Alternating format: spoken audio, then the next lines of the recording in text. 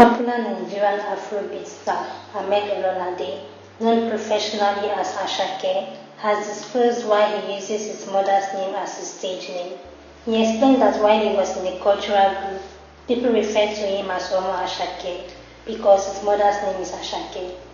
He explained that later the Omo was removed and he was simply called Asake. The Joha crooner said he found it cool and decided to go by the name. Popular singer Michael Adebayo Olayinka, also known as Ruga, has asserted that ladies are drawn to toxic men.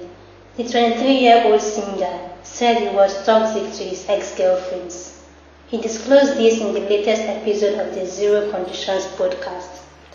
Ruga further revealed that he was toxic in his relationship, but stated that when he calls it quits with the girls, they never agree, insisting that they can work the issues out. Is Ruga right? Do girls like toxicity?